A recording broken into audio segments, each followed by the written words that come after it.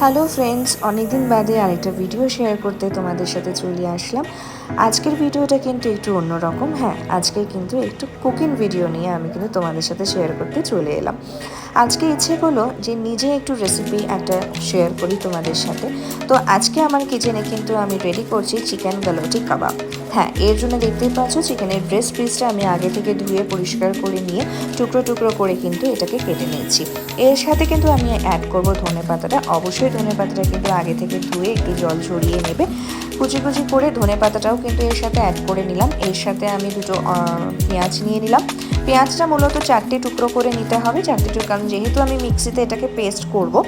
আর এর সাথে কিন্তু লাগবে হচ্ছে জিঞ্জার গার্লিক পেস্ট। আর যেহেতু জিঞ্জার গার্লিক পেস্টও আমি দেবো, তো তার সাথে আমি একটুখানি 3-4টে রসুনের কোয়া দেবো, যাতে চিকেনের থেকে আষ্টে গন্ধটা যেন আর না বেরোয়। কারণ এর আগে আমি চিকেনটাকে ভিনিগার দিয়ে ভালো করে ধুয়ে রেখেছিলাম। তো এটা অপশনাল, তোমরা যদি অ্যাড করতে চাও অ্যাড করতে পারো। এরপরে কিন্তু আমি এটা স্বাদ মতো নুন এড করে নিলাম। তার সাথে কিন্তু একটা গ্রিন চিলি একটাই দিলাম, যেহেতু বাড়িতে ছোটরা রয়েছে, তো সেই জন্য কিন্তু আমি বেশি ঝাল করছি না। দেখতেই পাচ্ছ, এরপরে আমি এক এক করে কিন্তু সব ইনগ্রিডিয়েন্টসগুলো কিন্তু অ্যাড করে নিচ্ছি। জিঞ্জার গার্লিক পেস্ট দেওয়া হয়ে গেল। এর সাথে আমি অ্যাড করব হচ্ছে মেয়োনিজটা কিন্তু আমরা স্টোর করেই রাখি, যেহেতু এটা একটা ভেজ মেয়োনিজ। তো এটা আমাদের বাড়িতে থাকে, বিভিন্ন কাবাবের সাথে বিভিন্ন ফ্রাইয়ের সাথে কিন্তু এই মেয়োনিজটা ভীষণ টেস্টি হয়। তো তোমরাও অপশনাল কোনো ব্র্যান্ডের মেয়োনিজ কিন্তু পিক করতে পারো। আর ক্যাচের চাট মশলা আমি আজকে ইউজ করব, যেহেতু এটা একটা কাবাব আমি রেডি করছি। তো এখানে অল্প চাট মশলা, এই চাট মশলাটা কিন্তু খুবই ভালো। এরপরে কিন্তু আমি একটুখানি রেড সস অ্যাড করে নেব। মূলত ম্যাগি রেড সসটা আমি কিন্তু বাড়িতে রাখি, তো এটা একটুখানি মিষ্টিও হয়, তো সেই জন্য আমি এটাকে অ্যাড করে নিচ্ছি। এরপরে মিক্সিতে কিন্তু পুরোটাই গ্রাইন্ড করে নেব। গ্রাইন্ড করার পর কিন্তু একটা ফাইন পেস্ট রেডি হবে। হ্যাঁ, বলে রাখি, এখানে যদি তোমরা পাউরুটি অ্যাড করতে চাও অ্যাড করতে পারো, বাট আমি কিন্তু এতে পাউরুটি অ্যাড করি। এবার একে কিন্তু আমি রেখে দিলাম 2-3 ঘন্টার জন্য।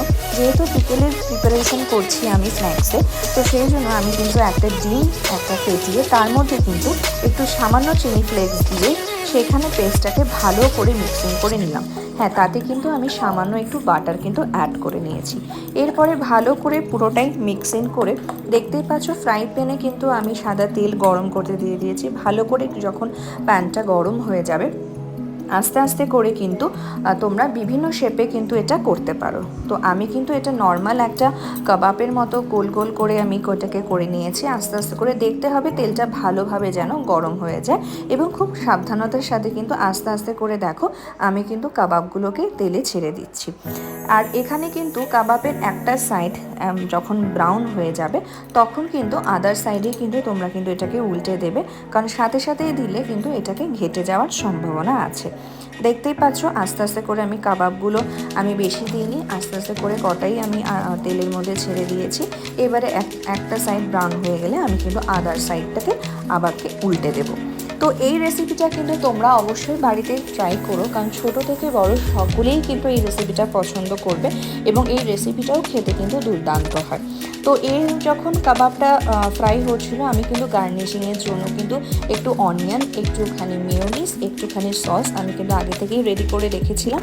তোমরা যেভাবে গার্নিশ করে কিন্তু পরিবেশন করতে চাও সেভাবেই কিন্তু পরিবেশন করতে পারো।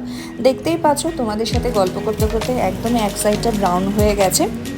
তো আস্তে আস্তে করে কিন্তু আমি এই কাবাবগুলোকে আদার সাইডে ফ্রাই হওয়ার জন্য আমি করে দেবো। আর সামান্য তেলে, যেরকম তোমরা অয়েল প্রেফার করো, আমরা একটু অল্প তেলেই কিন্তু সমস্ত প্রিপারেশনগুলো করি, তাই সামান্য তেল দিলাম। এতে একদম ডুবো ডুবো তেল দিয়ে করার দরকার নেই, সামান্য তেল দিয়ে আস্তে আস্তেই কিন্তু কাবাবটাকে ফ্রাই করে নিতে হবে। এরপরে কিন্তু আদার সাইডটা দেখতে পাচ্ছ একদম ব্রাউন হয়ে গেছে। এরপরে কিন্তু এটাকে নামিয়ে নিতে হবে, কারণ বেশিক্ষণ যদি আবার ফ্রাই করা হয় পুড়ে যাওয়ার সম্ভাবনা আছে। তো আমি এবার এটাকে রেডি করে নেব গার্নিশিংয়ের জন্য। আর এর সাথে তোমরা স্ন্যাক্সের সাথে আমাদের বাড়িতে কফি বা চা দুটোই চলে। তো আজকে কিন্তু এর সাথে আমি প্রিপেয়ার করব আদ্রাক এলাচওয়ালি চা। হ্যাঁ, এই চাটা কিন্তু আমাদের ভীষণই ফেভারিট। যেহেতু কাবাব আজকে রেডি হচ্ছে, তা একদম জমিয়ে কিন্তু চায়ের সাথে চিকেন গালোটি কাবাবের আড্ডা হতে হবে সেই জন্য। তো দেখতেই পাচ্ছ আস্তে আস্তে করে সমস্ত ফাইন পেস্ট দিয়ে আমি কিন্তু সমস্ত কাবাবগুলো রেডি করে নিয়েছি। এরপরে লাস্ট আমি এটাকে নিয়ে নেব এবং তোমরাও কিন্তু বাড়িতে রেডি করে কিন্তু আমাকে কিন্তু অবশ্যই কমেন্ট বক্সে জানিও যে কেমন কমপ্লিমেন্ট পেলে, এবং এটা কিন্তু অবশ্যই ট্রাই করো। এরপরে এটা আমার লাস্ট হয়ে গেল ফ্রাই করা।